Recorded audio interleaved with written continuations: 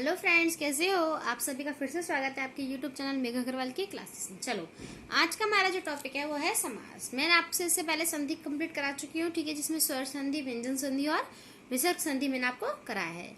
समास मैंने आपको संधि में बताया था। संधि में क्या होता है, वर्णों का मेल होता है। समास में क्या होता है, शब्दों का मेल होता है। समास का तात्पर्य होता है संक्षिप्तकरण, मतलब हम क्या कर रहे हैं, शब्दों का मेल बना रहे हैं वहां पे, ठीक है, जहां पर कम से कम शब्दों से अधिक अर्थ का प्रकट किया जाए। मतलब एक शब्द से, मान लीजिए जैसे रसोई घर है, रसोई घर में पता है रसोई के लिए घर, तो एक छोटे से शब्द से हम क्या कर रहे हैं, उसके बड़ा अर्थ प्रकट कर सकते हैं। वह क्या होता है, समास कहलाता है। जैसे रसोई घर, तो हमें पता है रसोई घर का मतलब रसोई के लिए घर।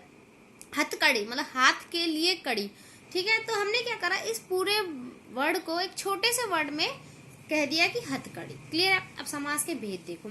समास के भेद होते हैं द्वंद्व समास, तत्पुरुष समास, बहुब्रीहि समास, अव्ययीभाव समास। पर आप कहोगे समास तो दो और होते हैं, द्विगु समास और कर्मधारय। हाँ, होते हैं। क्या है, प्राचीन समय में विद्वानों ने द्विगु समास और कर्मधारय समास को तत्पुरुष समास में जोड़ दिए थे। इसलिए जो पहले, अब नहीं, पहले बहुत पहले जो द्विगु समास और कर्मधारय समास होते हैं वो हमेशा किसके अंदर आ जाते हैं, तत्पुरुष समास से निकले जो शब्द हैं हमारे पास, द्विगु समास और कर्मधारय। तो टोटल कितने हो गए, चार ये, पांचवा द्विगु और छठा कर्मधारय। तो ठीक है, समास के टोटल भेद कितने हो गए, 6 भेद हो गए।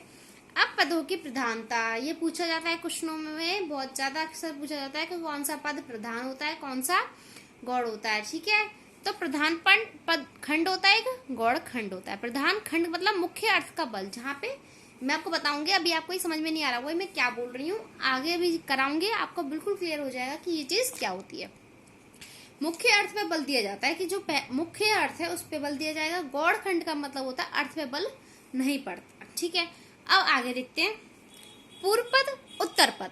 पूर्व पद मतलब पहले का पद, उत्तर पद मतलब बाद का पद, ठीक है। पूर्व पद पहले का, उत्तर पद बाद का।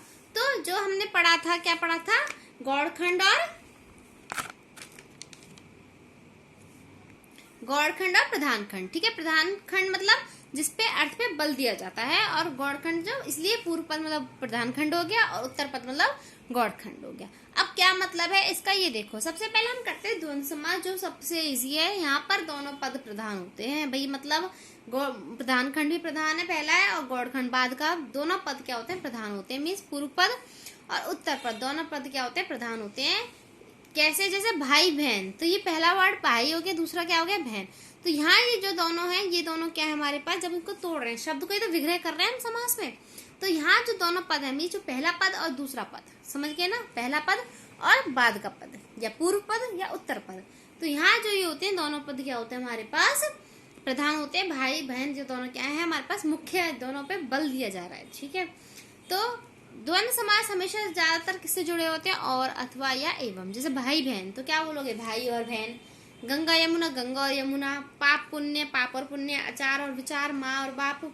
दाल भात, खरा खोटा, आगे पीछे। तो ये क्या होते हैं, हमारे द्वंद्व समास होते हैं। तो सिंपल है, द्वंद्व समास में तो बस योजक चिन्ह होता है बीच में, ठीक है। तो ये द्वंद्व समास हमें बिल्कुल भी दिक्कत नहीं है याद करने में। अच्छा, एक नोट, इंपॉर्टेंट बात होती है, जो अगर आपके पास आ जाए धर्माधर्म, अब आप सोच में पड़ जाओगे कि बीच में योजक चिन्ह, इसे हम योजक चिन्ह बोलते हैं, ठीक है। मैंने आपको विराम चिन्ह कराए हैं, उसमें देखना चिन्हों के बारे में। अब आप कहोगे यहाँ पे तो योजक चिन्ह नहीं है, आप कौन सा समास है यहाँ पे, ठीक है। पर देखो, ध्यान से देखो, धर्माधर्म को मैं लिख सकती हूँ धर्म प्लस अधर्म, ऐसे लिख सकती हूँ ना। धर्म और अधर्म बोल सकते हैं ना, धर्म और अधर्म दोनों मिलकर धर्माधर्म बन जाएगा। तो जब ऐसे होते हैं, पाप अपाप, पाप और अपाप, लाभ और अलाभ, अलाभ, ठीक है। तो यहाँ भी हमारा क्या हो गया, द्वंद्व समास होगा।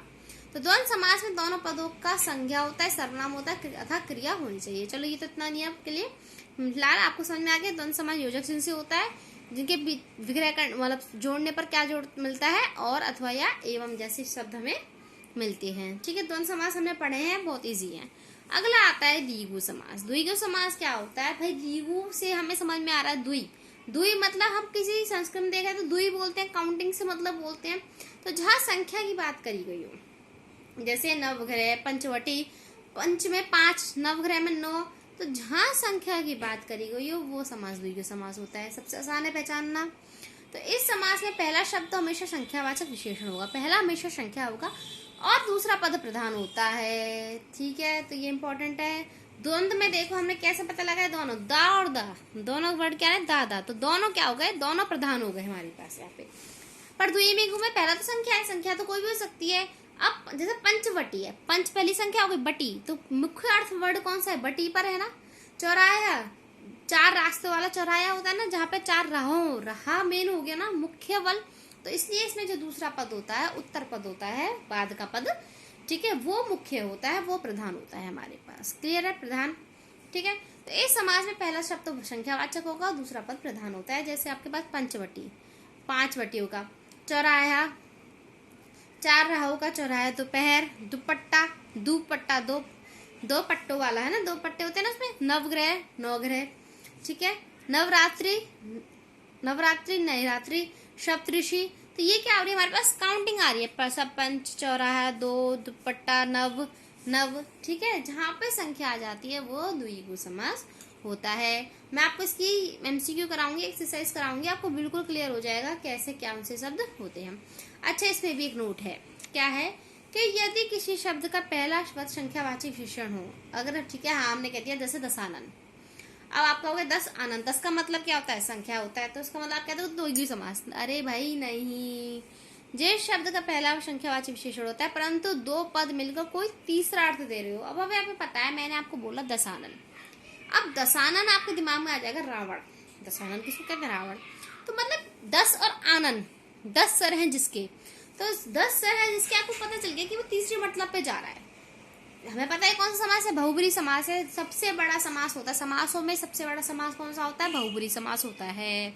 ठीक है, तो अब आपको पता चल गया कि ये 10 आनंद ये तीसरा अर्थ में जा रहा है, तो इसका मतलब यहाँ द्विगु समास नहीं है। ठीक है, चाहे संख्या हो पर उसका अर्थ तीसरे मतलब पे जा रहा हो तो वो कौन सा समास हो जाएगा, बहुब्री समास, द्विगु समास नहीं होगा। क्लियर है। अब देखो आते हैं नेक्स्ट बहुब्री समास पे। दोनों पद, अब मैंने आपको क्या बताया कि दोनों पद, जैसे 10 आनंद था, 10 और आनंद मिलके तीसरा क्या आ रहा है, रावण आ रहा है, तो दोनों पद यहाँ पे अप्रधान हो गए, मतलब ये मुख्य नहीं होते। तो मुख्य होता क्या है, अपना अर्थ छोड़कर कोई तीसरा अर्थ धारण कर लेते हैं। अब तीसरा अर्थ रावण आ गया ना, तो तीसरा पद यहाँ पर क्या होता है, प्रधान होता है ना। कितना इजी बहुब्री। आगे इसके एग्जाम्पल देखते हैं। जैसे देखो चतुरानंद, 4 सर हैं जिसके, कौन, ठीक है, दशानन किसको संबोधित करता है, रावण को। चतुर्भुज, 4 भुजों वाले कौन होते हैं, विष्णु, 4 भुजा है जिसकी, अर्थात विष्णु, ऐसी लिखते हो ना आप अपने, अर्थात। त्रिनेत्र, 3 आंख है जिसकी, कौन है वो, शिव। तो जो तीसरे अर्थ को जा रहा है वो क्या होता है, हमारा बहुब्री। पंचाली, ठीक है, पंचानन, 5 सर हैं जिसके, ठीक है, हनुमान जी। पीताम्बर किसको संबोधित कर रहा है, कृष्ण को। पीले वस्त्र हैं जिसके, अर्थात कृष्ण। नीलकंठ, नीला गला है जिसका, अर्थात शिव। लंबोदर, अर्थात कौन है हमारे पास, लंबोदर गणेश। चक्र प्राणी, चक्र को धारण करने वाला कौन होते हैं, विष्णु। चंद्रमौली, जिसके सिर पर चंद्र धारण हो, अर्थात कौन है वो, शिव। क्लियर है ना, हमारे पास बहुब्री समास क्लियर हो गया। द्वंद्व क्लियर हो गया, जिसमें योजक चिन्ह से हमें अलग अलग हो रहे हैं, और आते हैं जिसमें बीच में द्विगु में संख्या आती है, और बहुब्री में जिसमें तीसरा अर्थ निकल रहा हो। द्वंद्व में दोनों दोनों अर्थ प्रधान होते हैं। द्विगु में हमारे पास पहला तो संख्या होता है, दूसरा प्रधान होता है, और बहुब्री में दोनों पद प्रधान नहीं होते, तीसरा पद प्रधान होता है, क्योंकि वो तीसरे अर्थ में बल दे रहा है। चलो अगला करते हैं अपना कर्मधारय समास। अब कर्मधारय होता बहुब्री की तरह, पर कर्मधारय बहुब्री में सबसे बड़ा समास कौन सा है, बहुब्री। ठीक है, तो इस समास में एक पद विशेषण होता है। पहला तो भाई विशेषण होगा, जिसकी विशेषण क्या होता है, जो संज्ञा सर्वनाम की विशेषता बताता हो उसे क्या कहते हैं, विशेषण कहते हैं। ठीक है ना, संज्ञा सर्वनाम कराए ना हमने, जातिवाचक, संख्यावाचक, स्थानवाचक, ये सब क्या होते हैं, संज्ञा होते हैं, और जो संज्ञा की जगह यूज की जाते हैं वो सर्वनाम होते हैं। तो जो संज्ञा सर्वनाम की विशेषता बताता है उसे हम विशेषण कहते हैं। और दूसरा विशेष्य होता है, जो पीछे वाला होता है विशेष्य। विशेष्य मतलब, विशेष्य क्या होता है, जिसकी विशेषता बताई जा रही है, वही तो विशेष्य हो गया। ठीक है, मैं आपसे कह रही हूँ आप बहुत सुंदर हो, सुंदर तो उसकी विशेषण हो गई। अब बताई किसकी जा रही है विशेषता, आप, मतलब जिसके लिए मैं बोल रही हूँ, तो वो विशेष्य हो गया। कभी कभी दोनों पद विशेषण होते हैं, कभी कभी दोनों विशेषण होते हैं। तो यहाँ पे पूर्व पद, जो पहला पद है वो अप्रधान होता है। उत्तर पद क्या होता है, इसमें हमारे पास प्रधान होता है। तो मतलब जो बाद का पद होता है, मैंने बताया ना, पूर्व पद पहला पद, उत्तर पद बाद का पद। तो उत्तर पद क्या होता है यहाँ पे? प्रधान होता है। ठीक है, अब जैसे महादेव, महान है जो देवता, अब देवता की विशेषता बताई जा रही है ना, देवता ये विशेष्य हो गया, ये क्या हो गया? विशेषण हो गया, तो विशेषता बताई जा रही है। तो यहाँ क्या हो गया? कर्मधारय है। पीताम्बर, अब आप कहोगे पीताम्बर बहुव्रीहि है, अगर आपके ऑप्शन में आता है बहुव्रीहि और कर्मधारय है तो आप किस पे टिक करोगे? बहुव्रीहि, क्योंकि बहुव्रीहि सबसे बड़ा समास है। ठीक है, तो नीलकमल, नीले हैं जो कमल, तो कमल की जो तुलना है वो किससे करी जा रही है? नीली, नीला है, उसकी विशेषता बताई जा रही है कि जो चरण है वो कैसे हैं? नीले हैं। समझ गए ना? तो कर्मधारय में जिसकी विशेषता बताई जा रही है, इसलिए इसमें जो पहला पद होता है वो तो विशेषण है, विशेषता बताई रही है। बता किसके रही है? विशेष्य की, जिसकी तारीफ करी जा रही है, जिसकी तुलना करी जा रही है, तो उत्तर पद प्रधान होता है। और देखो नीलकंठ, नील गाय, गाय कैसी है? नीली है, तो विशेषता बताई जा रही है। परमानंद, ठीक है, बड़भागी, चरण कमल, चंद्रमुख, मुख चंद्र के समान मुख, तो मुख की तुलना किसके साथ की जा रही है? चंद्र के समान, उसकी विशेषता बताई जा रही है। क्लियर है? कर्मधारय समास मैं आपको कराऊंगी, इसमें हर तरह से समास वगैरह एक्सरसाइज कराऊंगी, तो बिल्कुल और क्लियर हो जाएगा। अब अगला आता है अव्ययभाव समास। पहला पद अव्ययवाची होता है। ठीक है, पहला पद क्या होता है? अव्ययवाची होता है, उपसर्ग होता है पहला, दूसरा क्या होता है? उसके विशेषण होता है। ठीक है, हमेशा उपसर्ग, पहचान क्या है अव्ययवाची की? आगे क्या होगा? हमेशा उपसर्ग लगा होगा। उपसर्ग की वीडियो भी मैंने बना रखी है, आप उसको देखना, बिल्कुल क्लियर हो जाएगा उपसर्ग क्या होते हैं। ठीक है, तो उपसर्ग होगा वो हमेशा क्या होगा? अव्ययवाची समास होगा। जैसे यथाशक्ति, तो यथा क्या है यहाँ पे? अव्यय हो गया शक्ति। ठीक है, तो अब यहाँ पे देखो यथाशक्ति से, यथा से उपसर्ग से बहुत सारे बन सकते हैं, यथा शीघ्र, यथा धर्म, यथा कर्म, है ना? तो यहाँ पे क्या हो रहे हैं? बहुत सारे हमारे पास इस उपसर्ग से बहुत सारे समास बन रहे हैं। प्रतिदिन से देखो, प्रति यहाँ पे उपसर्ग हो गया, दिन, प्रत्येक दिन, प्रतिदिन क्या हो गया? मतलब हर दिन, यही तो होता है। प्रति एक, हर कोई, प्रति माह, हर महीना, प्रति वर्ष, हर वर्ष। ठीक है, यही तो होता है प्रति का मतलब हर वर्ष। अनुरूप, अनु प्लस रूप, अनु से देखो अनु उपसर्ग हो गया तो कौन सा बनेगा? अनुगमन, अनुचर, अनुसार। अमरण से आ प्लस मरण, आमरण, आगमन, आगंतुक। ठीक है, अब कुछ अपवाद भी होते हैं, जो बार बार वर्ड रिपीट होते हैं, वहां भी क्या होता है? अव्ययभाव समास होता है। जैसे धीरे धीरे, बार बार, कभी कभी। आपके पास यही तो होता है कि समास को पहचानिए, तो बस कितना आसान है समास को पहचानना। उपसर्ग लगा हो वो क्या होता है हमारे पास? अव्ययभाव समास, या जहाँ पर दो वर्ड एक साथ रिपीट हो रहे हो, शब्द एक साथ रिपीट हो रहे हो, जैसे धीरे धीरे, बार बार, कभी कभी, तो यहाँ भी क्या होगा? अव्ययभाव समास होगा। ठीक है, अगला लास्ट है भाई तत्पुरुष समास होगा। समास तत्पुरुष, अब मैंने आपको बताया था तत्पुरुष समास से कर्मधारय द्विगु निकले हैं। द्विगु में भी उत्तर पद प्रधान होता है, कर्मधारय में भी उत्तर पद बताया था प्रधान होता है। पहले तो विशेषण होता है, विशेषता बताता है, तो इसी तरह तत्पुरुष समास में भी पहला पद तो सहायक होता है, प्रधान कौन सा होता है? दूसरा पद। ठीक है, क्योंकि तत्पुरुष से तो कर्मधारय द्विगु निकले हैं। ठीक है ना, तो दोनों पद किसी न किसी कारक चिन्ह से बंधे होते हैं। मतलब हमने कारक की भी वीडियो बनाई है, कारक 7-8 होते हैं ना। कर्ता ने कर्म को करण से संप्रदान के लिए अपादान से संबंध काके की संबोधन अधिकरण में पर संबोधन हेयरे। ठीक है, तो यहाँ पे ये जो दोनों पद होते हैं किसी न किसी कारक चिन्ह से जुड़े होते हैं। जैसे राजपुत्र, तो राजा का पुत्र, जो ये का है यहाँ पे क्या ये कारक है। राज रानी, राजा की रानी, ती की हमारे पास ये क्या है? कारक है, जिससे ये जुड़े हुए हैं। रोगग्रस्त, रोग से ग्रस्त। घुड़सवार, घोड़े पर सवार। ठीक है, तो इसकी बहुत बड़ी फैमिली है, मतलब पूरा तत्पुरुष समास ठीक है बड़ा है अपने आप में, जिससे क्या है? कारक से ये जुड़े होते हैं। देखो आगे इनको देखते हैं। तत्पुरुष समास के भेद का क्या है? कारक जो होते 7 है। कर्ता ने चिन्ह है हमारे पास, कर्म, करण, संप्रदान, अपादान, संबंध, अधिकरण। कर्ता ने कर्म को करण से, जहाँ ये करण से ही है, ये के द्वारा, मीन्स किसी वह साइकिल से आता है, तो वो किसी चीज के द्वारा आ रहा है, किससे आ रहा है? साइकिल से आ रहा है, किसी के द्वारा काम हो रहा है। संप्रदान के को लिए, अपादान से, यहाँ करण से किसी चीज के द्वारा काम हो रहा है। अपादान से मतलब यहाँ अलगाव हो रहा है, जैसे पेड़ से पत्ते गिर रहे हैं तो अलग हो गए वो चीज, तो यहाँ अपादान से में अलगाव है। संबंध काके की अधिकरण में पर, ये डिटेल में मैंने कारक की वीडियो कराई हुई है आपको। अब जैसे एग्जाम्पल देखते हैं। गिरह कट मीन्स गिरह को काटने वाला। ठीक है, गिरह को काटने वाला, तो ये को क्या है हमारे पास? यहाँ पर क्या हो गया? कर्म। पूछ सकता है कौन सा तत्पुरुष है? कर्म तत्पुरुष है, कर्तृ तत्पुरुष है, करण तत्पुरुष है, संप्रदान तत्पुरुष है।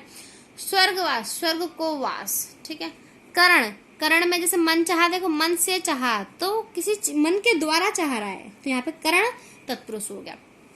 समास हो गया ना। रसोई घर, रसोई के लिए घर, तो किसी के लिए घर, रसोई, तो यहाँ कौन सा समास हो गया, संप्रदान तत्पुरुष समास हो गया। तो ऐसे पूछ सकता है हमारे पास, ठीक है। तो और ऑप्शन देखो, जैसे देश निकाला, देश से निकाला, मार्ग व्यय, ऋण मुक्त, ऋण से मुक्त, तो यहाँ ऋण से मुक्त, ऋण से मुक्त हो गया, अलगाव है, तो यहाँ पे क्या होगा, अपदान होगा। गंगा जल दीनानाथ आप बीती, समझ गए। तो ऐसी तत्पुरुष के अन्य 3 भेद और होते हैं हमारे पास। बहुत ईजी है, कुछ भी नहीं इसमें याद करने का। नई तत्पुरुष, नई में मतलब जहाँ पे ना हो, किसी चीज की नेगेटिविटी हो, भाव होना चाहिए, मतलब ये नहीं कि नहीं होगा तभी, मतलब भाव होना चाहिए कि हाँ वो मना कर रहा है किसी चीज का। तो इसके प्रोग्राम में मतलब क्या है, पहचानने की तरीका, आ या अन लगा होता है, उपसर्ग में आ या अन लगा होता है। जैसे अनदेखा, बिना देखा, तो एक भाव है कि उसने देखा नहीं, समझ आ रहे हो ना, देखा नहीं, तो अन देखा, अन लगा है ना, अन सुना, अनहित, अन बोला, अन रिपीट हो गया। और ऐसी आ वाले अशुद्ध, शुद्ध का उल्टा क्या होगा, जैसे विलोम हो गया, नहीं उल्टा मना कर रहा है किसी चीज को, अविवेक, असमर्थ, क्लियर। अगला होता है प्रादि तत्पुरुष में हमेशा प्रा लगा होगा आगे, प्रमाण, प्रचलित, प्रमेय, प्रखर सॉरी। अलग तत्पुरुष क्या होता है, युधिष्ठिर, मन से जी पूछ सकता है, आता है ये मेरे पास एमसीक्यूज में। युधिष्ठिर में कौन सा तत्पुरुष होता है, अलग तत्पुरुष, यहाँ पे स्थिर होती है, कोई चीज टिकी हुई होती है, ठीक है, युधिष्ठिर, तो अलग तत्पुरुष। तो ये आपके पास समास का ही पूरा क्लियर है, आपके पास क्या होता है, कितने 6 समास होते हैं, जिसको मैंने आपको बता दिया कौन सा प्रधान होता है, कौन सा अप्रधान होता है, बहुत अच्छे से आपको समझ में आ गया होगा, ठीक है। मैं इसकी एक्सरसाइज कराऊंगी आपको नेक्स्ट क्लास एमसीक्यूज में, जो आपको बिल्कुल क्लियर हो जाएगा। तो ठीक है, प्लीज इस वीडियो को लाइक शेयर सब्सक्राइब करें और आगे सबको शेयर करें, ठीक है। Thank you.